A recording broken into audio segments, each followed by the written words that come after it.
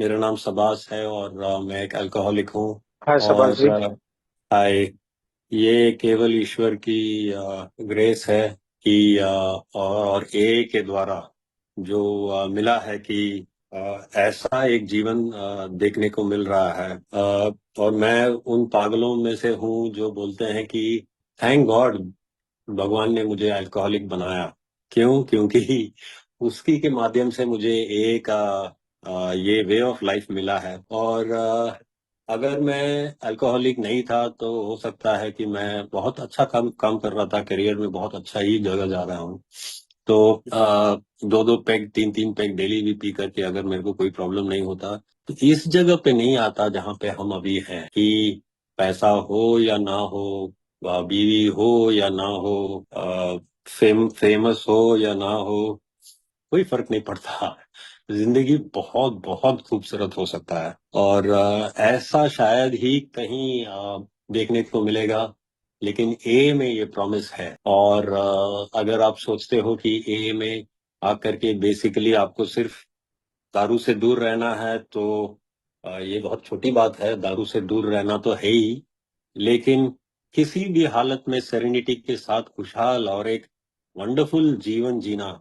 मैं तो डरता हूं अगर मैं ये नहीं, ऐसा जीवन मैं मुझे पहले नहीं मिला होता तो अगर मैं मरने तक अगर मेरे को ऐसा जीवन नहीं मिला होता तो शायद ये जीवन व्यर्थ ही जाता। तो ये बहुत अजीब चीज होगा सुनने के लिए शायद। वो नया एक मेंबर है, लेकिन वेलकम। ये बहुत आपको एक बड़ा ग्रेस मिला है, भगवान का आशीष है कि आपको यहाँ पे ए में लाया गया है। तो thank you so much for inviting me कि आपके यहाँ पे शेयरिंग करें। Hope pioneer two and Snehanchal groups online in Nagpur. Thank you so much for inviting me. मेरा मेरा home group way out Jamshedpur है और ऑनलाइन में मेरा होम ग्रुप मैंगलोर मीटिंग है। तो मेरा लाइफ के बारे में अगर मेरा बचपन एक्चुअली काफी अल्कोहलिक से काफी अलग है।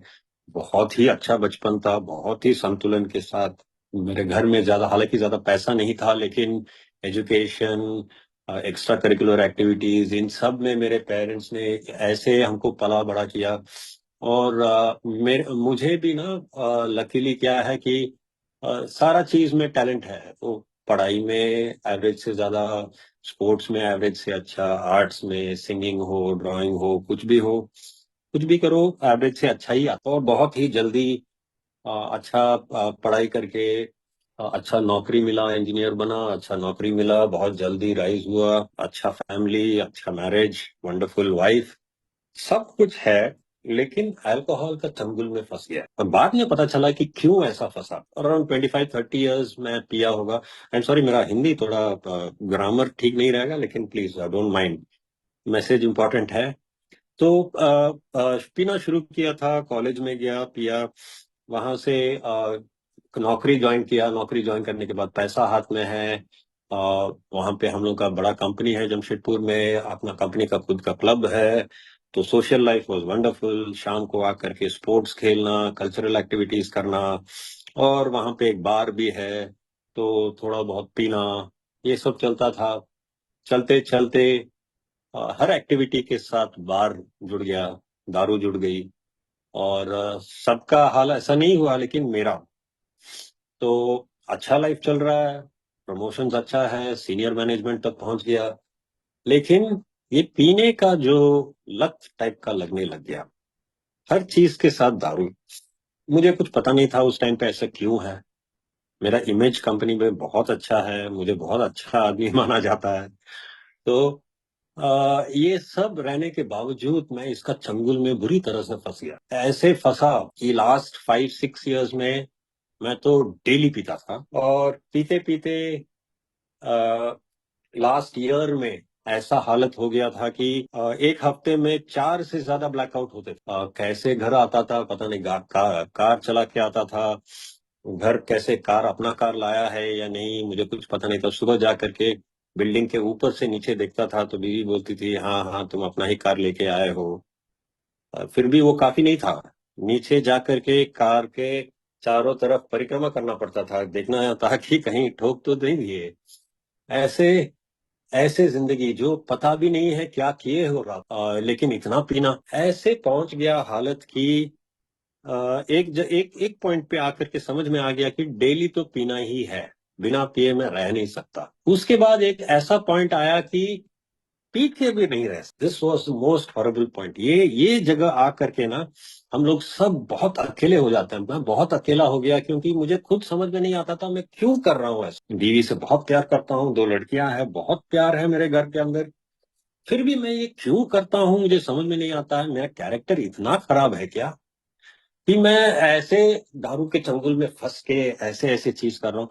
खराब चीज नहीं करता था, किसी को हानि नहीं पहुंचाया, लेकिन बहुत बड़ा डेंजर में सबको डाल रहा था। कार चलाता था दारू पी करके, ब्लैकआउट में कार चलाता था। तो कॉलोनी के अंदर किसको कब मार सकता था, खुद अपना कब मर सकता था, कुछ भी नहीं ध्यान में आता है, समझ में आता है, लेकिन सुबह रहती है। शाम आते आते मेरा दिमाग मुझे कहाँ ले जाता है, मेरे मन में क्या डर रहता है, क्या होता है समझ में नहीं आता है। सुबह जितना भी सोच लूं कि नहीं पीऊंगा, पीना हॉरेबल है। मैं इतना सीनियर आदमी हूँ, कंपनी में इतना बड़ा नाम है मेरा, इतना अच्छा फैमिली है, उसको बर्बाद करने पे तुला हूँ। आज नहीं पीऊंगा, लेकिन दिन भर में पता नहीं क्या होता था, एक एक स्टेप ले करके शाम तक ऐसे पहुंच गया कि कैसे पी लिया समझ में नहीं आता। फिर कल नहीं पिएंगे, पी लिया। कुछ भी हजार टाइप का एक्सक्यूजेस, आप लोग जानते हो कैसे कैसे एक्सक्यूज होता है। उसमें जाना ही नहीं है, टाइम व्यर्थ हो जाएगा उसमें। तो मेरा दिमाग मेरा वश में नहीं था, और मैं जो भी कभी भी सोचूं वो उसको पकड़ के नहीं रख सकता। सब समझ में आता है, लोग बात करते हैं, हम भी सुनते हैं, हमको भी समझ में आता है, मुझे अपने आप के ऊपर घिन आता है, फिर भी नहीं पी सक फिर भी पीना नहीं, पीने से नहीं रह सकता। जो भी सोच करके जाऊं फिर भी पीते रहता हूं। तो ये डेली का हार हार करके ऐसा डिपेंडेंट हो गया अल्कोहल पे कि जिंदगी को फेस करने का ताकत नहीं था। ये सब हमको अभी समझ में आ रहा है कि, लेकिन उस टाइम पे मुझे कुछ आइडिया नहीं था, होश नहीं था कि क्या कर रहा हूँ, बस पी रहा हूँ पी रहा हूँ पी रहा हूँ दिन को। अभी अभी मुझे समझ में आ गया कि लास्ट 3 मंथ्स में मैं डेली पीता था, सुबह से लेकर। सुबह कोई कौन क्यों पीने लगता है। अब मुझे समझ में आया कि मुझे जिंदगी से इतना डर था, छोटा छोटा चीज से डर था। छोटा भी कोई चैलेंज आए मेरे जिंदगी में, कुछ काम करना है बस, उसको उसके उससे दूर भागने के लिए दारू पियो। दारू पी करके एक जगह पे जा करके बैठ जाओ, शांत जगह पे जाकर बैठ जाओ। Mean I am not telling physically नहीं बोल रहा हूँ, दिमाग में एक जगह है जहां पे जा करके बैठ जाता हूँ सबसे दूर। जैसे बिल्ली को बोलते हैं लोग कि अगर वो आंख बंद कर देती है तो सोचती है कि कोई उसको देख नहीं रहा है। ऐसा हालत है मेरा, दारू पी रहा हूँ और सोच रहा हूँ कि कोई प्रॉब्लम नहीं है। काम में प्रॉब्लम होने लग गया, लाइफ में फाइनेंशियली प्रॉब्लम होने लग गया, घर पे प्रॉब्लम होने लग गया, फिजिकली प्रॉब्लम होने लग गया। फिजिकल तो सब लोग आप समझते हो, हाथ कांपने लगता है। लकीली मेरा लिवर ये वो सबको कुछ प्रॉब्लम नहीं हुआ था। रिहैब जाने से पहले 3 दिन पहले सब कुछ चेक हुआ और कुछ भी प्रॉब्लम नहीं निकला। ये तो बहुत ही लकी चीज है। लोगों का पता नहीं लिवर, पैनक्रियाज, नर्व्स, पता नहीं क्या क्या बर्बाद हो जाते हैं। लेकिन फिजिकल डैमेज तो है ही, उसके ऊपर इमोशनल कुछ समझ में नहीं आता। एक इंसिडेंस होता है, मेरे इर्द गिर्द के लोग उसको देख करके उनका रिएक्शन कुछ और है, लेकिन मेरा रिएक्शन कुछ और है, अजीब टाइप का रिएक्शन। सुबह सुबह घर पे ऑफिस में बैठा हूँ, मेरा जूनियर आकर के हंस के बोलता है, सर आधा घंटा में मीटिंग है, याद है ना। तो और हंस के जाता है, और हम है कि पूरा डर धक धक धक धक करने लगता है दिल, और तुरंत कार लेता हूँ, बाहर जा करके दारू पी करके वापस आ जाता हूँ और बैठ जाता हूँ। तो अजीब टाइप का ये बिहेवियर, जो मैं जो करेक्ट टाइम में जो सोचता हूँ वो इस एन मौके में कुछ नहीं दिमाग में याद आता। बस जो दिमाग करता है कहता है जा करके पी लेता हूँ। एक बार तो 15 दिन के लिए हमने दारू छोड़ा था।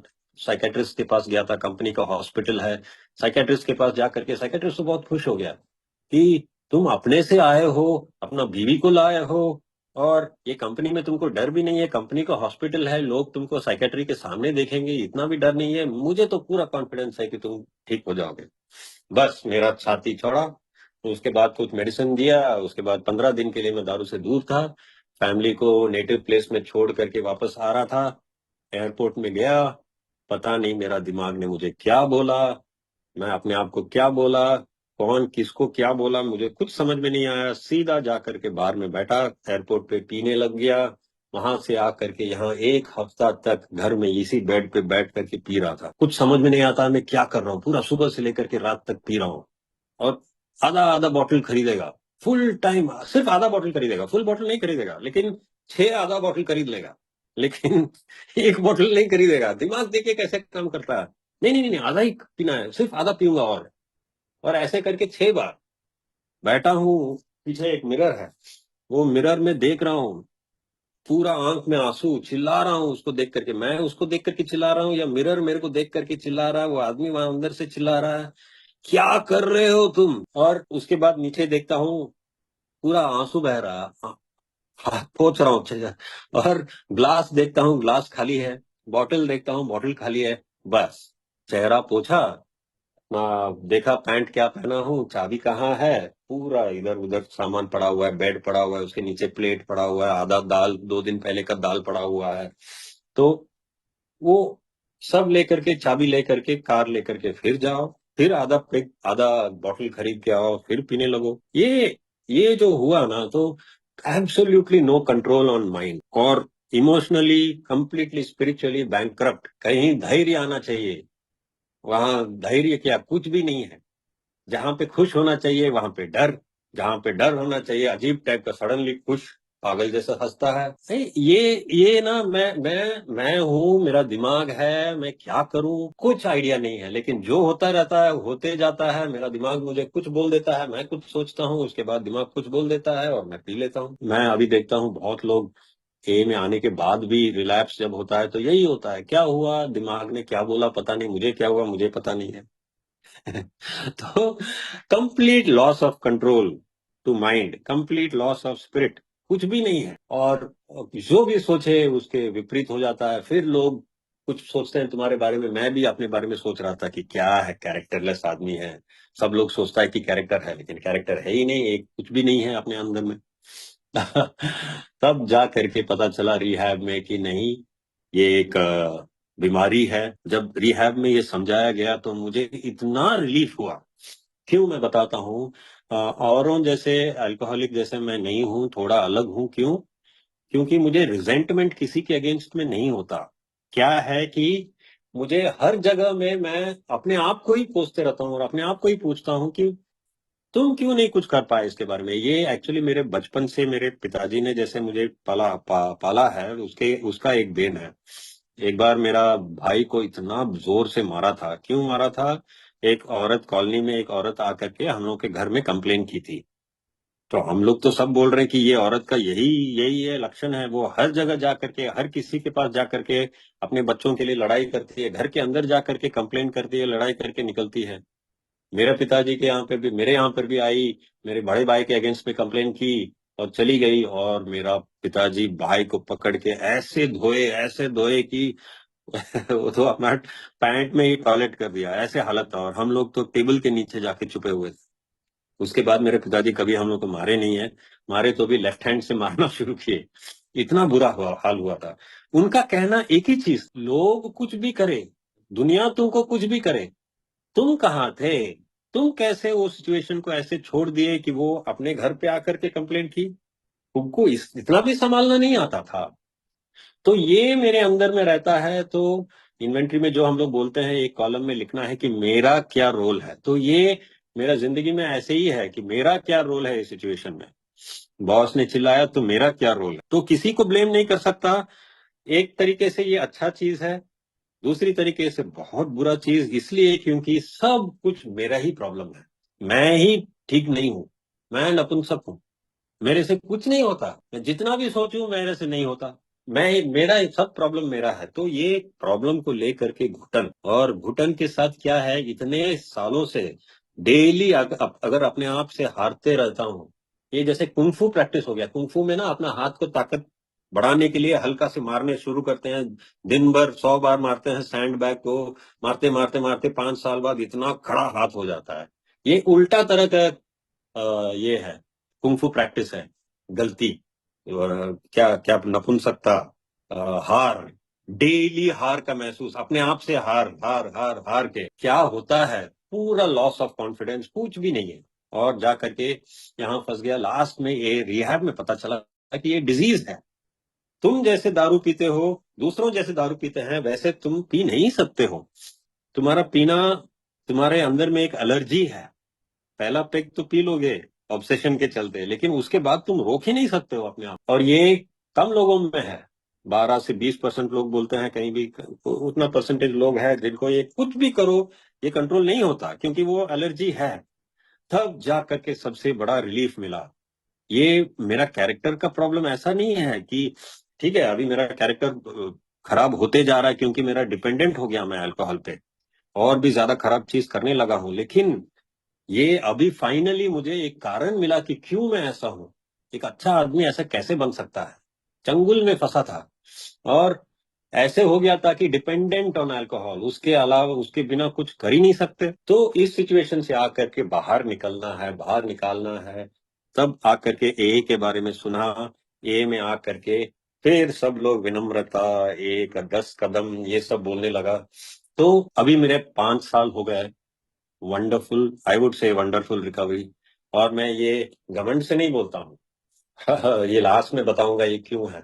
ये घमंड से नहीं बोलता हूँ, ये विनम्रता से बोलता हूँ कि wonderful recovery, great, huge gratitude to God. क्यों? क्योंकि मुझे स्टेप्स के बारे में पता भी नहीं था, स्पॉन्सर था भी नहीं पहले। यहाँ पे जमशेदपुर में वैसा ट्रेडिशन ही नहीं था स्पॉन्सरशिप का, स्टेप्स का। फिर भी व्हाट बिग ग्रेस, कितना बड़ा आशीष है भगवान का कि मुझे थोड़ा थोड़ा करके, कोविड के टाइम पे हम ऑनलाइन चले गए, ऑनलाइन में सीखने लग गए हर जगह की ये स्टेप्स क्या होता है, कैसे होता है। किसी को पकड़ के थोड़ा थोड़ा स्टेप्स करना शुरू किया। उसके बाद आप ना, आपको स्पॉन्सर लेना बहुत जरूरी है। मैं 3 साल 4 साल बचा सकता था अगर मैं स्पॉन्सर ले लिया होता पहले से। अगर मैं अपना स्टेप्स, मैं अभी जैसा हूं, अगर मेरा ये समझ था तो मैं पहले से ही स्टेप्स पूरा पूरा दिल से करता स्टेप्स, क्योंकि स्टेप्स करने से ही ये कंप्लीट चेंज होता है।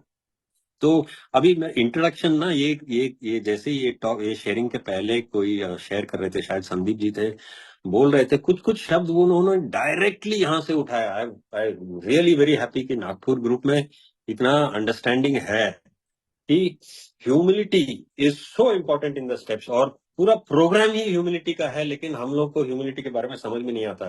तो ये ये ये बुक है, ये 12 कदम और 12 परंपराएं। ये मेरे पास हिंदी वाला भी है, इंग्लिश वाला भी है, हालांकि मैं इंग्लिश पढ़ता हूँ। तो मैं इंग्लिश में लेकर के वो नोटबुक में लिख करके रखा हूँ। कुछ इंपॉर्टेंट नोट किया था तो अच्छा हुआ, तो हम उसको अभी सेम चीज को हिंदी में बुक में लिखा हूँ। तो मैं वो भी इंग्लिश स्क्रिप्ट में लिखा हूं ताकि आपसे, आपको ठीक से पढ़ के सुनाए।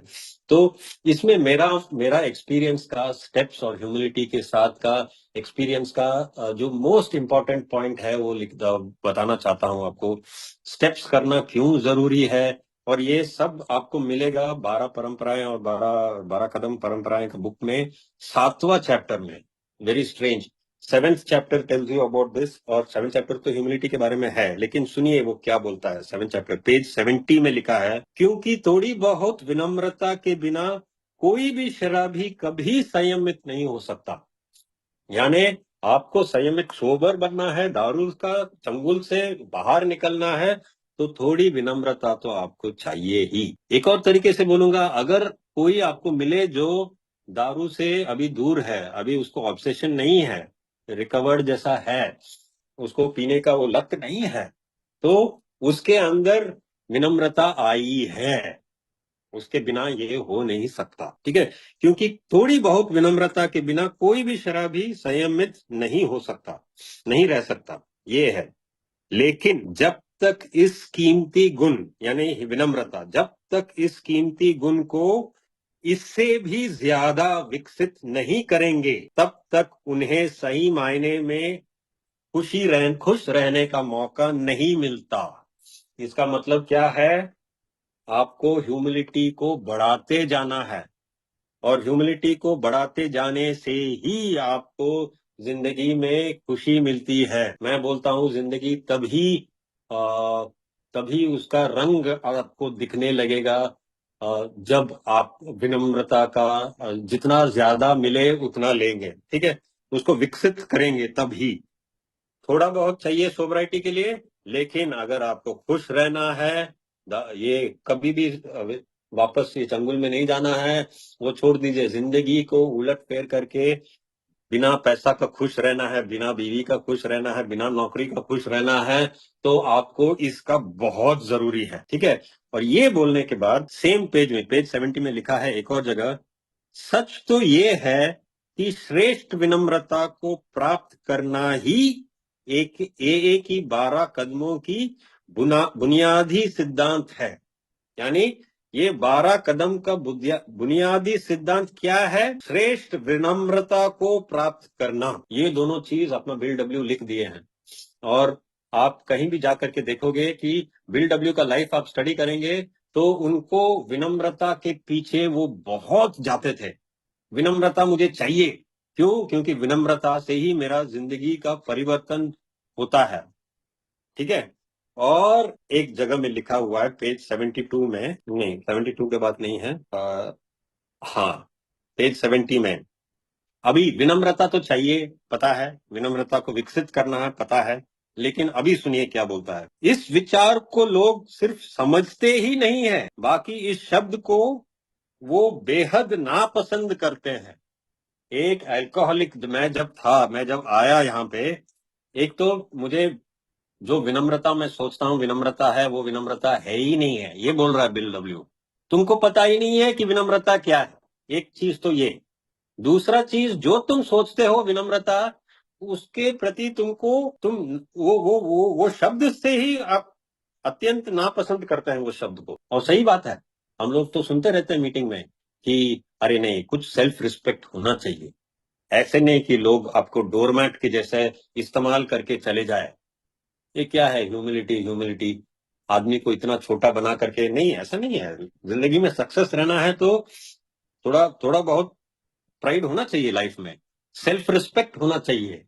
तो ये क्या बोल रहा है? इस विचार को लोग समझते ही नहीं है, बल्कि इस शब्द से अत्यंत नापसंद करते हैं। गहराई का तो बात दूर की है, ज्यादातर लोग इस शब्द को ऊपर ऊपर से भी नहीं पहचानते।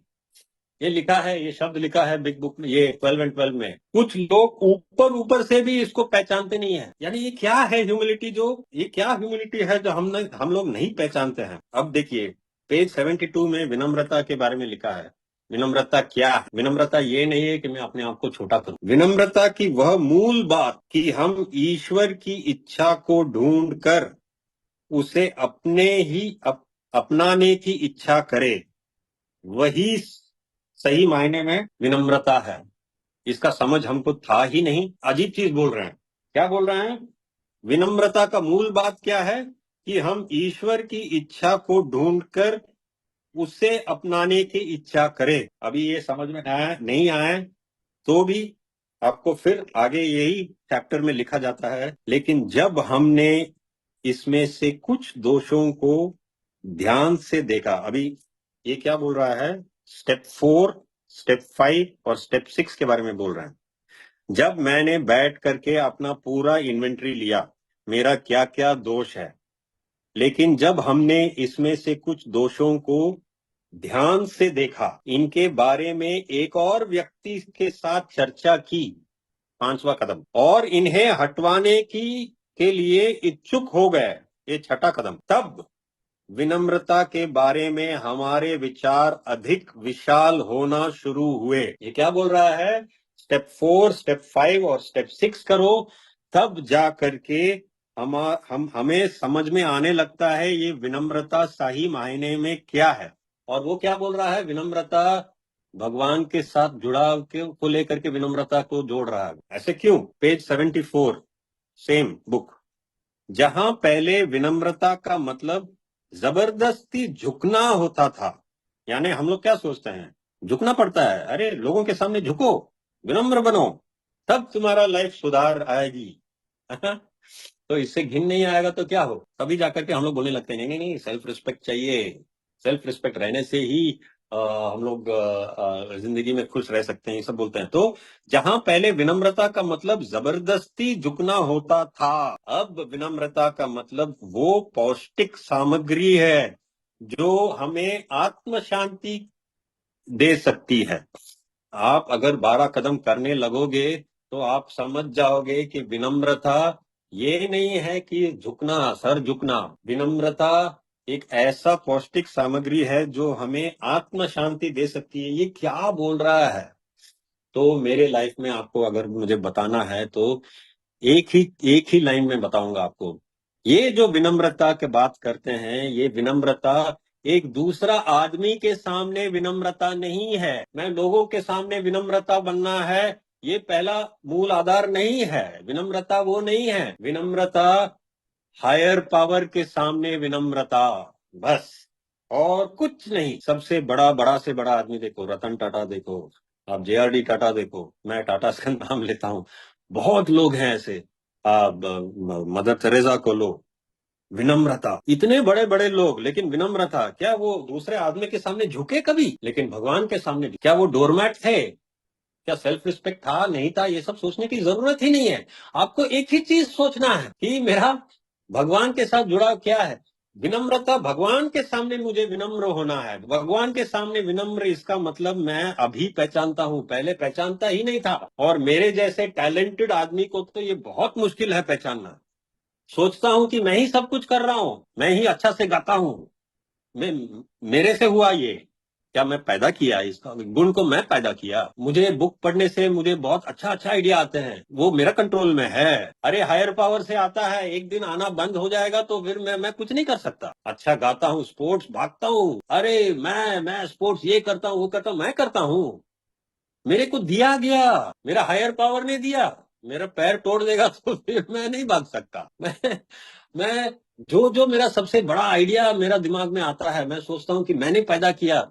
मुझे अगर मेरा दोस्त बोलेगा कि डेली तुम आइडिया पैदा करते रहो, हाँ एक हो गया, अभी एक और दो, और तीसरा दो, तो मैं बोलूंगा अबे रुकना यार, आने तो दे आइडिया। हाँ, आने दे, कहाँ से आइडिया आएगा? अरे तुम बना रहे हो ना, तुमको तो घमंड है, तुम तो बनाते हो, तुम टैलेंटेड हो, बनाओ। नहीं रे भाई, आइडिया मैं नहीं बना सकता, मुझे आइडिया आते हैं। कहाँ से आते हैं? हायर पावर से आते हैं। तब जा करके मुझे झुकना पड़ता है। मैं अपना जिंदगी को कंट्रोल नहीं करता हूँ, कर भी नहीं सकता। मेरे हाथ में नहीं है विनम्रता, हायर पावर के हाथ में है। हायर पावर को क्या चाहिए मैं वही करूं। इस सिचुएशन में मैं, हम लोग बोलते हैं, हम लोग सिर्फ यही सोचते हैं कि ये आदमी के सामने में विनम्र होना है, नहीं होना है। अरे वो सब पूछने की गलत पूछ रहे हो। यही पूछो कि भगवान मुझे क्या करना चाहता है, भगवान मुझसे क्या इच्छा रखते हैं। इतना तो विनम्र बनो कि भगवान मेरे से हायर पावर है, वही देता है सब कुछ। ग्रेटिट्यूड लिस्ट बना लेते हैं हम लोग। अगर कोई बोलता है ना भगवान नहीं है, तो भगवान नहीं है, एब्सोल्युटली नहीं है। हायर पावर है या नहीं है, ये बताइए। मैं बोल रहा हूं भगवान नहीं है, लेकिन हायर पावर है। तुम्हारा जिंदगी में हायर पावर है? हाँ है। नहीं है, हायर पावर भी नहीं है। अच्छा ठीक है, तुम ग्रेटिट्यूड लिस्ट बनाओ। हाँ, ग्रेटिट्यूड लिस्ट बना लूंगा, इतना बड़ा ग्रेटिट्यूड लिस्ट बना दिया। ग्रेटिट्यूड क्या होता है? अरे मैंने कमाया नहीं और मुझे दिया गया। ग्रेटिट्यूड तो कहाँ से दिया गया, किसने दिया? हायर पावर ने दिया, कोई तो है। मेरे से डेली दारू से दूर रहने का मैं कोशिश किया किया किया, लेकिन मेरे से हर बार हारा, हर बार हारा। मेरा दिमाग मुझे हर बार मात दिया। लेकिन अब कैसे मैं सुधर गया? मुझे आइडिया ही नहीं है, मैं कुछ आइडिया लगाया ही नहीं उसमें। बस एक का बारे में सुना, एक का माध्यम से मुझे आशीष आई, एक का स्टेप्स किया, सुधर गया। कैसे होता है ये? हायर पावर के हाथ से ही होता है। हमने किया, तुमने किया? आप पूछिए शबाश, क्या तुमने क्या किया कि इतना ये दारू के बारे में तुमको सोच ही नहीं आता है? सही में मुझे दारू के साथ कोई स्ट्रगल नहीं है अभी। 10th स्टेप प्रोमिस, हाँ पक्का, कोई दिक्कत ही नहीं है। मैं बीवी को पिलाता हूँ दारू। रेस्टोरेंट में बैठते हैं, एक एक मोजिटो ऑर्डर करते हैं, फ्रेश लाइम ऑर्डर करते हैं, और एक दारू ऑर्डर करते हैं। वो ला करके दारू मेरे सामने रखता है और बीवी के सामने फ्रेश लाइम रखता है। मैं बोलता हूँ नहीं, उल्टा है, उसको दारू पीना है, मुझे फ्रेश लाइम पीना है। तो यहाँ तक कि मेरे को तो कोई इश्यू ही नहीं है, और बीवी भी समझ गई है, उसको भी खुश है। वो तो अल्कोहलिक नहीं है, तो दारू पिएगी, उसको कोई प्रॉब्लम नहीं है। लेकिन मुझे प्रॉब्लम है। मैं जब पी ही नहीं सकता तो क्या करूं? पीऊं तो पागलपन है। मैं जानता हूं कि नट्स खाने से मेरा पूरा यहाँ पे एलर्जी है, मेरा पूरा गला बंद हो जाता है। तो नट्स खाऊंगा? नहीं खाऊंगा, सेम है। दारू पीने से मेरे को प्रॉब्लम है, नहीं पीऊंगा, नहीं पीऊंगा, बस। लेकिन ये भी अगर मैं पहले सोचता तब भी वो काम नहीं करता, शाम को जाकर के दारू पी लेता। लेकिन अभी मैं सोच करके कैसे रहता हूं, भगवान का आशीष है, हायर पावर का देन है। और 10 स्टेप्स, 12 स्टेप्स, 12 स्टेप्स आप करिए। सोचना भी जरूरी नहीं है, ह्यूमिलिटी आ जाए, आप समझ जाओगे। मैं अभी समझता हूँ कि मेरे अंदर में इन्वेंट्री करता हूं तो मैं समझता हूं मैं क्या सही मायने में क्या हूं। इन्वेंट्री क्यों करना है? क्यों पता है?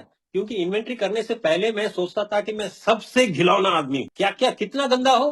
नहीं नहीं पता नहीं, लेकिन मैं बहुत गंदा हूं। कितना गंदा बताओ रे भाई। नहीं रे भाई मैं बहुत गंदा हूं, और अपने आप को बोलता हूं इतना गंदा आदमी को भगवान कोई देगा? कोई पीस नहीं रहेगा जिंदगी में। क्यों? क्योंकि मैं जानता हूं अंदर ही अंदर कि मैं गंदा हूं। अभी बाहर के आदमी को बोलना तो मैं बोलता हूं अरे मेरे में कुछ गंदगी नहीं है, सब कुछ छुपा के रखा हूं, जानता हूं, लेकिन नहीं मेरे में कुछ गलती नहीं है। बीवी बोलती रहती है कि तुम ये कर रहे हो वो कर रहे हो, ना कुछ नहीं है, क्या बात कर रहे हो। झगड़ा बीवी के साथ। क्यों? क्योंकि मैं देखा ही नहीं हूं। एक अल्कोहलिक को अपना अवगुण देखने का आदत है ही नहीं। आदत छोड़ो, वो डरता है। मैं झांक के देखूंगा तो क्या मिलेगा मुझे पता नहीं, लेकिन देखो, एक बार देख लोगे तो तुम ये भी समझ जाओगे तुम उतना भी खराब नहीं हो। भगवान का आशीष है तुम्हारे पास, भगवान का आशीष तुम्हारे पास आएगा। Don't worry. देख लो कितना गंदा है अंदर। एक बार गंदगी को देखा, किसी को बोल दिया, उसको उगल दिया अंदर से, तो सबसे बड़ा चीज स्टेप 4 और 5 का सबसे बड़ा देन है कि मैं जो जिंदगी से दूर हो गया था, छुप के बैठा था गुफा में, छुप के अपने आप को घुसा के बैठा था, वहां से निकला मैं, एक साथ जुड़ गया फिर से दुनिया के साथ। मैं इस दुनिया में रहने लायक हूं। उसके बाद मैं ये अपने काम करूंगा, अपना अवगुण के ऊपर काम करूंगा। और ये करते करते क्या हुआ, स्टेप 8 किया, स्टेप 9 किया, उसके बाद क्या हो गया, मेरा दिमाग मेरे ऊपर हावी रहना बंद हो गया। कैसे हुआ पता नहीं। सिंपल सा चीज है कि मैं अपने आप को पहचानने लग गया। और मैं जब देखा कि मुझे ही इतना सब कुछ दिक्कत है, एक छोटा सा चीज करने में मुझे दिक्कत है, लड़की देखने से ही मेरा दिमाग गलत चीज में जाता है, तो दूसरों को ये प्रॉब्लम नहीं होगा। तो मैं दूसरों को देखता हूँ, वो जब गलती करता है तो मैं देखता हूँ कि अरे वो भी मेरे जैसे स्ट्रगल करता है यार, मैं भी इतना गंदा आदमी हूँ, उसके ऊपर क्या चिल्लाऊं। अजीब सा हो गया। बीवी बोल रही है तुमको क्या हो गया, तुमको गुस्सा नहीं आ रहा है? मैं बोल रहा हूँ मुझे क्या हो गया, मुझे गुस्सा नहीं आ रहा। अरे स्टेप 4 से स्टेप 9 किया अरे भाई। इसीलिए ऐसा है। भगवान के साथ जुड़ाओ, हायर पावर के साथ जुड़ाओ, तब जा करके हम सोचने लगते हैं कि हर चीज जब कर रहा हूं तब पूछता हूं भगवान इसमें क्या मेरे से करना चाहता है। ये नहीं पूछता हूं कि वो आदमी के सामने मुझे झुकना है या नहीं झुकना है, भगवान मेरे से क्या चाहता है। इतना तो आप कर सकते हो, आदमी के सामने मत झुको। झुकना है तो झुकना है, नहीं झुकना है तो नहीं झुकना है। भगवान क्या बोलता है वो पहले देखो। और भगवान के साथ जुड़ा रहना है तो आपको ये पागल जैसा दिमाग से दूर रहना है। आपका दिमाग के ऊपर आपको विजय प्राप्त करना है, तो आपको आइडिया लगाने से कुछ नहीं होगा। आपको 10 कदम 12 कदम करना है, 12 स्टेप्स कीजिए ये का। विनम्रता आएगी, सही मायने में विनम्रता। विनम्रता किसके सामने? हायर पावर के सामने विनम्रता। विनम्रता क्या? विनम्रता, मैं अपनी जिंदगी को नहीं चलाऊंगा। मुझे क्या करना है ठीक है मैं बोलूंगा। मैं भगवान से पूछूंगा कि अगर मुझे ये प्राप्त करना है तो मुझे क्या करनी है, और मैं वही करूंगा। बस अपना दिमाग नहीं चलाऊंगा। विनम्रता, यही यही विनम्रता। स्टेज मैनेजर, मैनेजर मैं नहीं हूं, मैं डायरेक्टर नहीं हूं शो का, भगवान रहेगा मेरा डायरेक्टर। वो जो चाहेगा मैं वही करूंगा। This is first half of step 3। Second half of step 3, वो जो मेरे लिए चाहेगा और देगा वो मैं ले लूंगा। आई विल एक्सेप्ट वॉट भगवान देगा। मैं सरेंडर माई विल, यानी मेरा इच्छा नहीं उसका इच्छा। सरेंडर माई लाइफ यानी वो जो देगा मैं लूंगा। ये जब मैंने करने शुरू किया, मेरा जिंदगी बिल्कुल उलट फेर हो। और यही है, इसीलिए मैं बोलता हूँ कि थैंक गॉड मैं एक अल्कोहलिक हूँ। और मदर टेरेसा जैसे बोलती थी, एक 12 कदम देख करके मदर टेरेसा बोली थी आप लोग तो बहुत ही लकी आदमी हो, भगवान के चुने हुए लोग हो, कि आपको इतना सरल सा 12 कदम दिया गया है करने के लिए, और कुछ करने की जरूरत नहीं है। ये 12 कदम अगर मैं करती तो मैं खुद भगवान को प्राप्त कर। आप सोचिए क्या है ये, इतना बड़ा बात है ये 12 कदम में। और हम लोगों को सबसे अच्छा चीज है, इसको समझने की जरूरत नहीं है, जो बोलता है करने के लिए वो करो। बस विनम्रता आएगी, सही मायने में विनम्रता आएगी। इसके बाद आपको डर नहीं रहेगा। आप पैसा हो या ना हो खुश रहेंगे, बीवी हो या ना हो खुश रहेंगे, काम हो या ना हो खुश रहेंगे, और सबको खुश करेंगे। और ऐसा जिंदगी को माना जाएगा एक बड़ा आदमी का जिंदगी। और ये आदमी जितना आदमी का जिंदगी को छुएगा और सुधारेगा, जितना आदमी का जिंदगी को महकाएगा, वो एक अल्कोहलिक से, अल्कोहलिक को और क्या, अल्कोहलिक क्या, कोई भी आदमी को ये चाहिए। सही मायने में विनम्रता। Thank you so much for allowing me.